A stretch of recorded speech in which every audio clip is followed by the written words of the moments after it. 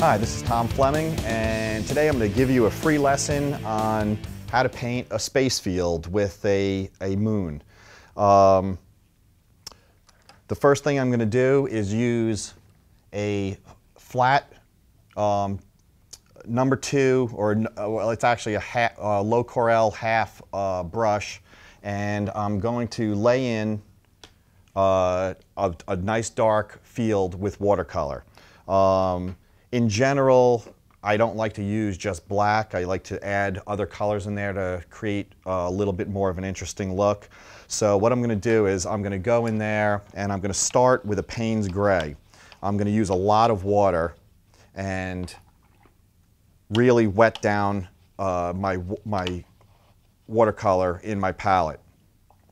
While that's soaking, I'm going to go in with just plain water and just with just the residual color that's left on it, I'm going to just start laying in a real wet wash.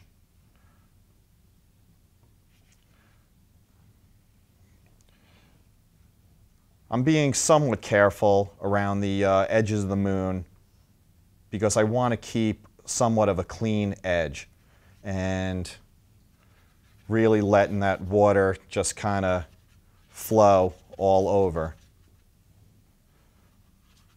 the board. Basically, the steps I'm going to do is I'm going to lay in the dark background around the moon. Then while that wash is drying, I will go in and start working on some of the craters and details of the moon. And by the time that the dark wash is dried, I'll go back in and add the star field and the little details that make for a real nice sci-fi sky. And I'm just going to do this pretty much as like a vignette. I'm not going to fill the whole board. The reason why I'm laying down a wash, a very, very light, almost clear wash, is because it lends for better blending for the watercolor.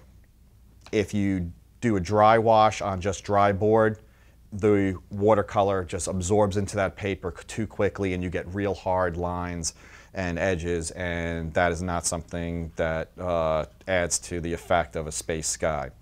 So right now I have a pretty good base right there, and I'm going to go in and just start letting this watercolor just start bleeding all over the place.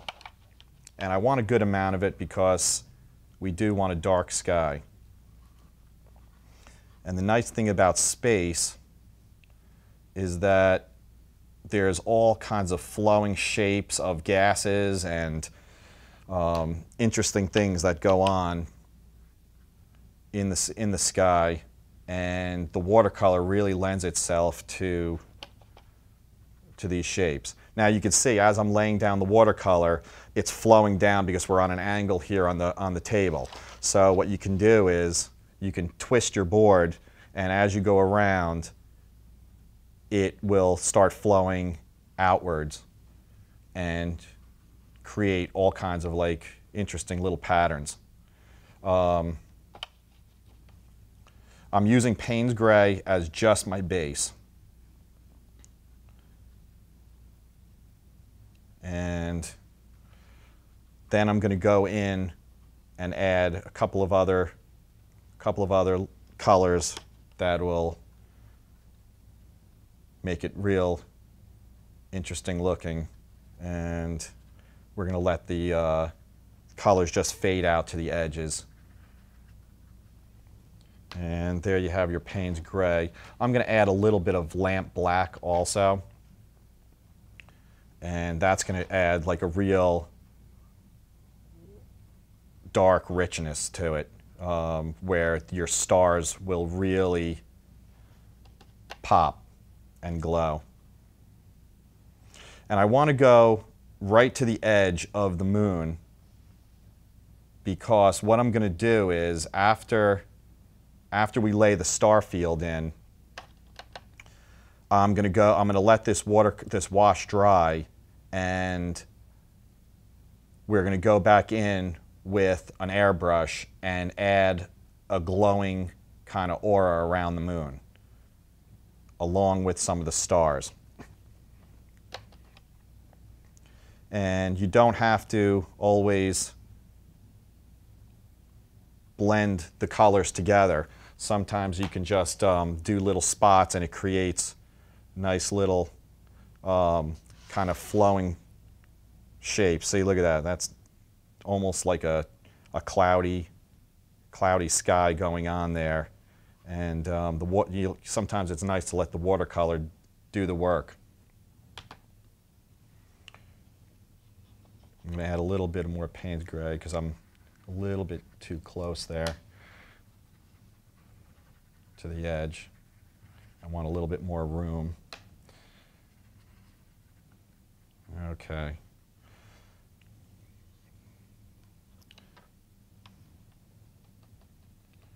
And we'll get a little bit darker up in here.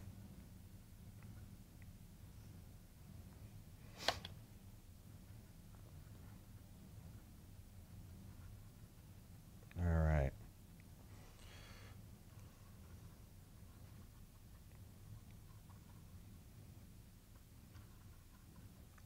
Okay, so we have a pretty dark field back there. That'll be a great backdrop for some star work.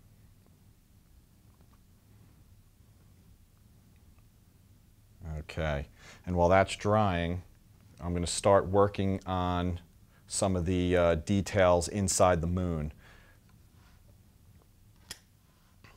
And I'm going to do that with a bit of a smaller brush. This is a sable, a Kolinsky sable brush number 4, and what I'm going to do here is I'm just going to add water to the areas that I want to blend some of the colors, and if it touches the edge and bleeds, that's fine. You could just blend that in. And I'm just adding just water around the areas that I'm going to work on. And then I'm going to go in with a little bit of cerulean blue.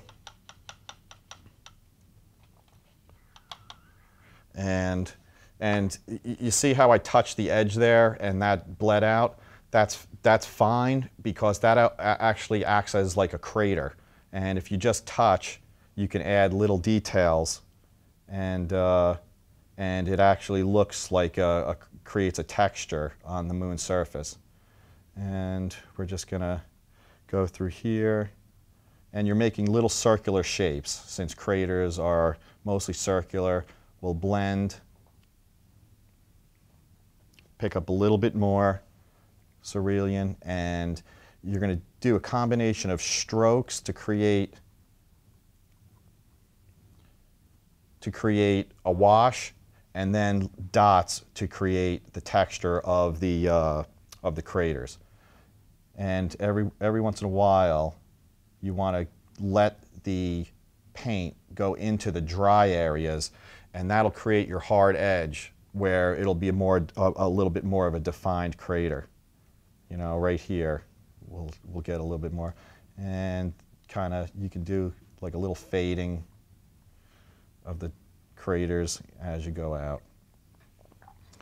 Okay, now I'm just going to take some more cerulean with a lot of water. It's a very, very light wash, and I'm just going to kind of go into the middle of the moon just to kill that white a little bit. It's a little bit too light, and we're just going to go around the edge. That's a little bit too black, so I just pick that up with the brush, dab it,